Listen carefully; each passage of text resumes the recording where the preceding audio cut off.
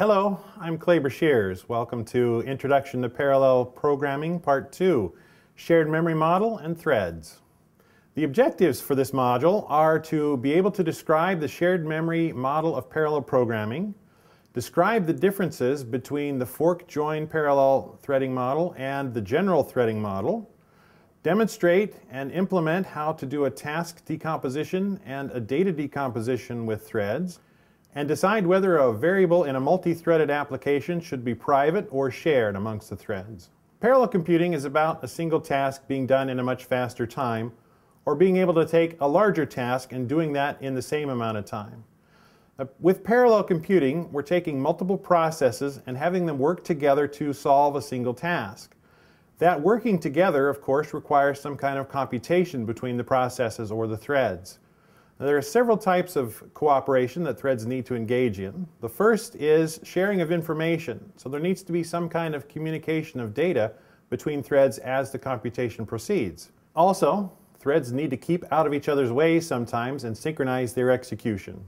Here we see a shared memory model of a processor where we have multiple cores. Within each multiple core there is a little bit of private memory set aside for each core.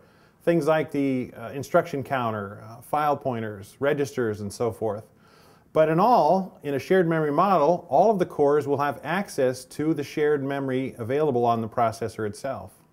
This is really simply a way of thinking about the model in terms of parallel computing. In later modules of this series, we'll actually show you how to program the synchronization and the coordination and the sharing of data. But for right now, we can think of it in abstract terms. In the shared memory model, to share information, threads simply need to write data into a buffer and then read it out of that shared buffer. As far as synchronization goes, there are synchronization objects available to the programming models that support threading.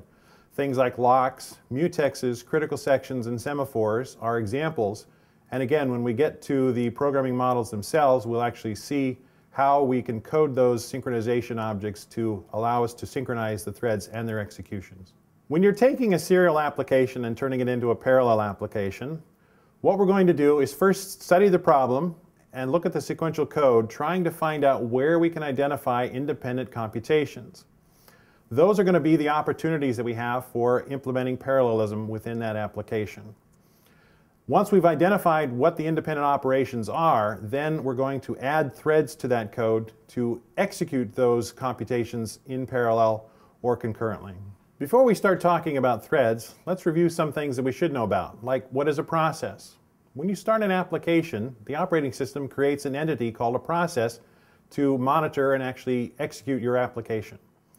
Now the program is going to be in some state of execution, and there are several pieces to a process. Namely the code, the data, and the address space that's being used by the process when it executes.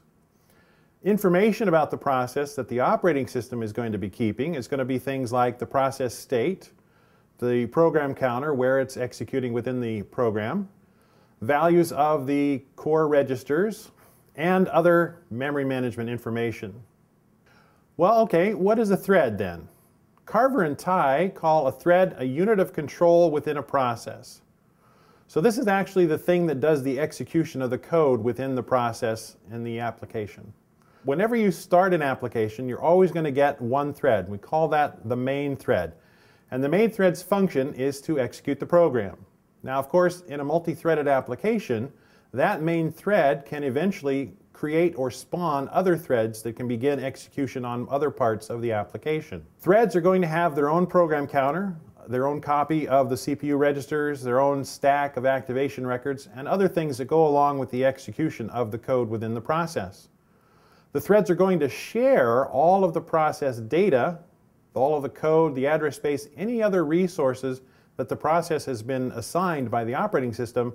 Threads are going to share those. Now, why would we use threads instead of just multiple processes? Well, the reason there is that threads have actually a lower overhead than processes. If the operating system has to swap in a process, it has to swap in the entire process and all of the baggage that goes with it.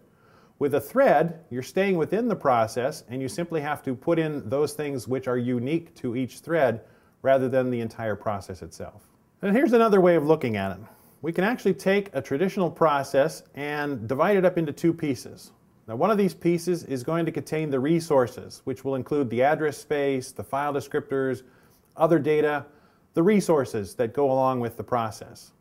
The second part that we can divide a process into is the execution phase, or in this case, that would be the threads. So this picture shows a thread that's attached to and is able to access all of these shared resources that have been assigned to that process. So why does this view matter?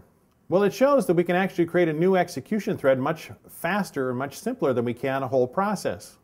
Since we have all of the resources that have been assigned to the process, creating a new thread simply says create a new execution stream and all of the things that go along with the thread. So the copy of its stack, a copy of the CPU counters, and all the other things that go along with just a thread. We don't need to create an entirely new process.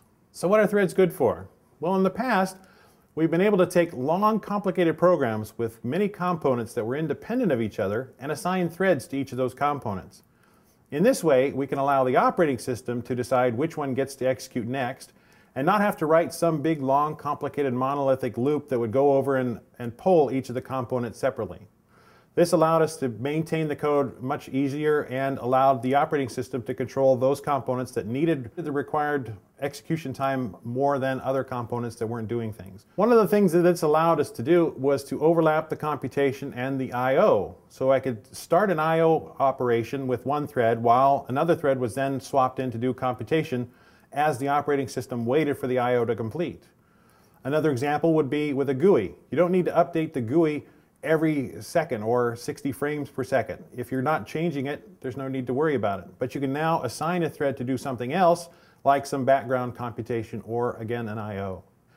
That's in the past. What we want to do with threads now in the days of multi-core processors is to try and improve performance of those computations rather than divide the computations up by some logical design. So our goal from now on, when we're talking about threads, is to try and improve the execution time or performance of our applications. One way to use threads is with the fork join model.